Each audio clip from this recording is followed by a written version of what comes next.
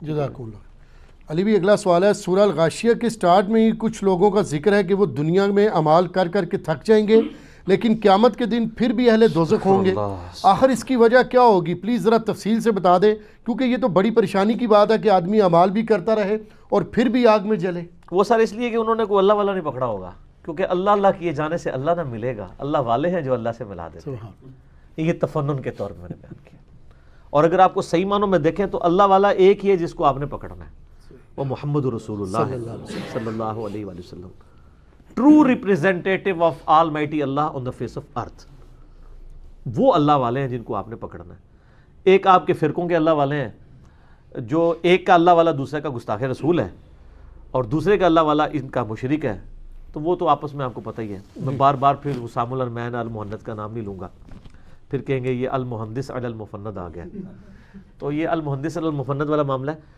یہ جو میرے بھائی اس طرح کے معاملات ہیں نا، یہ آیت واقعی بڑی دل سوز ہے۔ هل اتاک حدیث الغاشیہ وجوہ یومئذ خاشیہ، کیا تمہیں اس ڈھانپنے والے کی خبر آئی، اس قیامت کے دن کی جو ڈھانپ لے گا؟ وجوہ یومئذ خاشیہ، جس دن لوگوں کے چہرے جو ہے نا، جو مجرم لوگ ہیں وہ چہرے سہمے ہوئے ہوں گے، جن پہ خوف طاری ہوگا، کیونکہ ان کو اپنی انجام نظر آ رہا ہوگا۔ عاملۃ ناصبہ، عمل کر کر کے تھکے ہوں گے، دنیا میں انہوں نے بہت اعمال اچھے کیے ہوں گے اور اپنے ذوق میں یہ سمجھا ہوگا کہ ہم تو بڑے عمل کر کے ہیں۔ صحیح۔ تسلا نار حامیہ، ان کو جھونکا جائے گا دوزخ کی آگ میں۔ پھر آگے اس میں آتا ہے جہاں پہ گرم چشمہ ہوگا پانی کا، اور وہاں پہ ان کو کڑوے درخت کھانے پڑیں گے، ان کے پتے کھانے پڑیں گے، اور یعنی بڑی دردناک آیات ہے۔ سورۃ الغاشیہ آپ پارہ نمبر 30 میں پڑھ لیں۔ اس کانٹیکسٹ میں صحیح بخاری میں عبداللہ ابن عباس کا قول موجود ہے اسی آیت کے کانٹیکسٹ میں۔ اس سے مراد وہ نصارہ ہیں جنہوں نے عبادتیں تو بہت کی ہوں گی لیکن انہوں نے وقت کے پیغمبر کو نہیں پہچانا ہوگا۔ سر نصارہ وقت کے پیغمبر کو نہ پہچانے اور اپنی مرضی سے عبادت کے طریقے ڈیوائز کر کے اللہ تک پہنچنے کی کوشش کریں، وہ تو ہو جائیں عاملۃ ناصبہ، عمل کر کر کے تھک جانے والے۔ اور جو مسلمان ہو کے اپنے وقت کے پیغمبر کو نہ پہچانے اور اپنے بزرگ بابوں کے طریقے پہ چلتا رہے، وہ بھی عاملۃ ناصبہ ہے، کیونکہ بیماری تو ایک ہی ہے۔ بے شک۔ نہ رول ماڈل اس نے مانا نہ رول ماڈل اس نے۔ چلے اس نے یہ کہ صرف رسول اللہ کو مان لیا، رسول اللہ کی نہیں مانی، تو جب کی نہیں مانی تو اینڈ رزلٹ تو وہی ہے۔ یہ ایسا بدبخت ہے، یہ دریا کے کنارے پیاسا رہ گیا، وہ تو چلے دریا تک پہنچے ہی نہیں نا، عاملۃ ناصبہ، یہ تو وہ پیاسا رہ گیا۔ تو یہ وہ لوگ ہیں جو پروفٹ کو رول ماڈل بنائے بغیر اپنی ذوم میں جو بدعات ہیں اور جو عقائد و نظریات ہیں اور اعمال ہیں وہ سمجھتے ہیں ہمیں یہ اللہ تک پہنچا دیں گے۔ عمل تو ہوں گے لیکن دنیا میں ان کا اجر مل جائے گا۔ وہ قرآن حکیم میں آتا ہے نا سورۃ الفرقان کے اندر کہ ہم ان کے اعمال کی طرف بڑھیں گے اور ان کو بکھرا ہوا غبار کر دیں گے، جن کے اعمال جو ہیں وہ پیغمبر کے طریقے کے مطابق نہیں ہوں گے۔ یہ تو شرط ہے، اور اسی لیے تو رول ماڈل پیغمبر کو بنایا جاتا ہے کہ اگر پیغمبر نہ ہو تو ہر شخص اللہ تعالیٰ تک پہنچنے کے لیے اپنے طریقے ڈیوائز کرے گا، اور ایسے بھی کر لے گا جن کو اللہ تعالیٰ ہونے نہیں کرے گا۔ اور پھر وہ مثلاً مولانا روم شریف ہی ہوگی، وہ کہتے ہیں جی حضرت موسیٰ علیہ السلام جناب ایک بندے کو جا رہے لنگے، تو وہ بندہ جو ہے وہ کہہ رہا تھا اللہ میرے پاس آئے، میں تجھے کنگھی کروں، میں تجھے نلاؤں دلاؤں، تو حضرت موسیٰ علیہ السلام نے اس کو سمجھایا، تو الٹا اللہ نے موسیٰ کو ڈانٹ دیا، تو نے میرے بندے کو ناراض کر دیا۔ تو موسیٰ اور کیا کرتا جناب؟ اور موسیٰ کی ڈیوٹی اللہ نے یہ لگائی ہے کہ اللہ کے بندے، موسیٰ کو تعارف نہیں اللہ کا، اور اس نانگے پیر کو ہے ظالموں ڈرو اللہ سے۔ پیغمبر رول ماڈل ہوتے ہیں، اسی لیے یہ نا علم ان کی موت ہے، اس لیے شعر لکھتے ہیں علمو بس کریو یار، علم کو کنڈیم کریں گے۔ اور پروفٹ کو اللہ تعالیٰ قرآن میں ایک ہی چیز مانگنے کا کہہ رہا ہے، قل رب زدنی علما۔ اے نبی آپ بھی دعا کیا کریں کہ اے اللہ میرے علم میں اضافہ کر دیں۔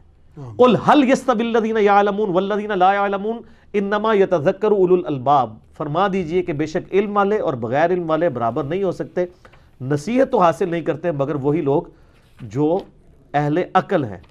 تو عشق دے چلے نہیں سر نمبر لے گئے، عشق دے چلے اتنے بھی چلے رہ گئے تے اگے بھی چلے ہی رہن گے۔ علم والے انما یخشى اللہ من عبادہ العلماء، اللہ تعالیٰ فرماتا ہے کہ اللہ کی جو خشیت ہے معرفت صرف اہل علم کو ہے۔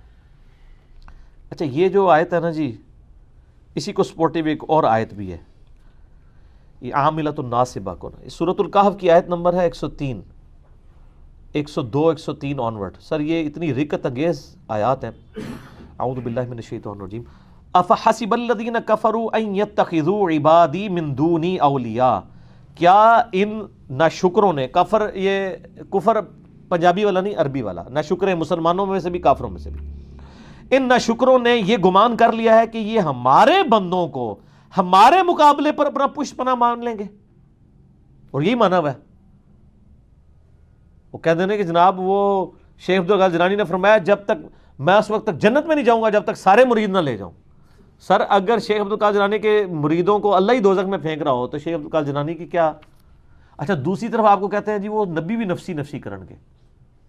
سر نبی نفسی نفسی کر رہے ہیں تو ہڈے بابا جی کہہ رہے ہیں میں نال لے کے جاؤں گا، انہوں نے نہیں فرمایا، ان پہ جھوٹ ہے یہ، میرا اس کے اوپر کلپ بھی آ چکا ہے، شیخ عبدالقادر جیلانی کا علم غیب، اس کلپ میں میں نے بتایا کہ غنیۃ الطالبین میں انہوں نے نبی علیہ السلام کا یوم ولادت جو ہے وہ 10 محرم لکھا ہے، اور یہ کہتے ہیں بزرگوں کو علم غیب ہوتا ہے، دل کا حال جانتے ہیں۔ پوری امت کو پتہ ہے کہ 12 ربیع الاول ہے، دلائل النبوہ امام بیہقی کی کتاب میں بھی 12 ربیع الاول ہے، اصول الکافی شیعہ کی کتاب میں بھی 12 ربیع الاول ہے۔ ہماری امت کے بچے کو پتہ ہے، چلو تاریخ کے اوپر اگر کوئی بھول گیا ہے تو مہینہ تو سب کو ربیع الاول پتہ ہے۔ شیخ عبدالقادر جیلانی نے لکھا ہے نبی علیہ السلام کی پیدائش کا دن 10 محرم ہے، تو پھر بزرگوں نے علم غیب، انہوں نے اپنے جس کو اپنے نبی دی پیدائش کا دن نہیں پتا، وہ دے کول علم غیب، وہ دے کول تو پھر دینی علم بھی کمزوری ہے، ہو سکتی ہے، ٹھیک ہے۔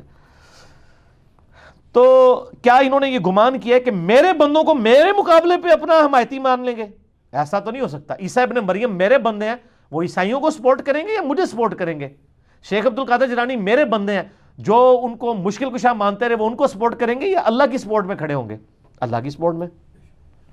بلکہ سورۃ الکہف میں آتا ہے کہ یہ اولیاء اللہ جو ہے نا جن کو یہ پکارتے رہے نا، یہ قیامت والے دن ان کے خود دشمن ہو جائیں گے اور کہیں گے یا اللہ ہم ان سے بری ہیں۔ سورۃ الاحقاف آیت نمبر 4 ہے، پارہ نمبر 26 کے پہلے صفحے پہ، انا اعتدنا جہنم للکافرین نزلا، اوئے ہوئے، بے شک ہم نے جہنم کو کافروں کے لیے مہمان نوازی کے لیے ٹھکانہ بنا کے رکھا ہے۔ کتنے ٹانٹ والی بات ہے، یہ کہتے ہیں میٹھی میٹھی باتیں کرو، اللہ تعالیٰ تو اتنی کڑوی بات کرتا ہے، کڑوی بات سے ہی سر قبلہ ٹھیک ہوتا ہے۔ اللہ تعالیٰ فرماتا ہے تمہاری مہمان نوازی کے لیے میں نے دوزخ تیار کی ہے۔ قل هل ننبئکم بالاکثرین اعمالا، اے نبی سے فرما دیجئے میں تمہیں خبر نہ دے دوں کہ سب سے بدترین اعمال کن لوگوں کے ہیں؟ یہ اس کی ہی تشریح آ رہی ہے عاملۃ الناصبہ، اور ان آیات کے کانٹیکسٹ میں بھی صحیح بخاری میں موجود ہے کہ اس سے مراد وہ نصارہ کے علماء ہیں جو پوری زندگی نیک و کاری والے کام کرتے رہے لیکن ان کے منہ پہ مل دیے جائیں گے وہ، کیونکہ انہوں نے صحیح ٹریک کے اوپر نہیں چلے۔ الذین ضل سعیہم فی الحیات الدنیا وہم یحسبون انہم یحسنون صنعا، جنہوں نے اپنی پوری زندگی کھپا دی دنیا کی کوشش میں اور ساتھ یہ بھی گمان کرتے رہے کہ ہم بڑے اچھے اعمال کر رہے ہیں۔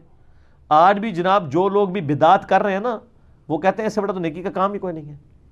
جو لوگ یعنی محرم کے اندر اپنے جسم کو چھریوں سے زخمی کر رہے ہیں، وہ یہ سمجھتے ہیں کہ اہل بیت کی محبت کا تقاضا یہ ہے، لیکن اس عمل کا ان کو کیا فائدہ ہونا ہے؟ اسی طریقے سے ربیع الاول میں زبردستی لوگوں کی گاڑیاں روک کے ان سے زبردستی چندہ لے کے، اور جو چندہ نہ دے اس پہ گستاخ رسول کا فتویٰ لگا کے اور نجدی کہہ کے اس کو گالیاں نکال کے، اور سوائے ابلیس کے جہاں میں سبھی تو خوشیاں منا رہے ہیں یہ شعر سنا سنا کے، تو وہ تو یہ سمجھ رہے ہیں کہ ہم تو بڑے اچھے کام کر رہے ہیں۔ اولئک الذین کفروا بآیات ربہم، یہ وہ لوگ ہیں جنہوں نے اصل میں اپنے رب کی آیات کا انکار کر دیا ہے، ولقائہ، اور اس کی ملاقات کا انکار کر دیا ہے۔ انکار ایک یہ ہے کہ میں نے ملنا نہیں، ایک یہ ہے کہ ملنا تو ہے لیکن فکر کوئی نہیں ہے، بے فکر ہے، وہ تکی جائے گی جی۔ فحبطت اعمالہم، اللہ نے ان کے اعمال برباد کر دیے۔ فلا نقیم لہم یوم القیامت وزنا، ایسے لوگوں کے لیے تو اللہ تعالیٰ قیامت دن میزان عدل بھی قائم نہیں کرے گا، وہ تو طے ہے، یعنی تولنے کی ضرورت ہی نہیں ہے، برباد ہی ہیں۔ ذالک جزاؤہم جہنم، ان کا بدلہ ہے جہنم، بما کفروا واتخذوا آیاتی ورسلی ہزوا، بس سبب اس کے کہ جو انہوں نے ناشکری کی اور میری آیات کو، میرے رسولوں کا مذاق اڑایا۔ رسولوں کا مذاق ایک تو توہین کرنا ہے، اور ایک یہ ہے کہ رسولوں کی تعلیمات کے اوپر عمل کرنا ہی نہیں ہے۔ یعنی ایک بندے کو ہم بتاتے ہیں کہ جی بخاری و مسلم میں نماز کا طریقہ یہ لکھا ہے، رکوع میں جاتے وقت اور اٹھتے وقت رفع الیدین، وہ کہتا ہے جی ہمارے بزرگوں کو نہیں یہ حدیثیں پتہ تھی۔ وہ میں نے بتا دیا آپ کے بزرگوں کو تو بہت کچھ نہیں پتا تھا جو قرآن حدیث میں لکھا ہوا ہے، پھر بھی وہ کرتے رہے۔ تو آپ ان کو چھوڑیں, اپنی آخرت کی فکر کریں. صحیح, ٹھیک ہو گیا. جزاک اللہ.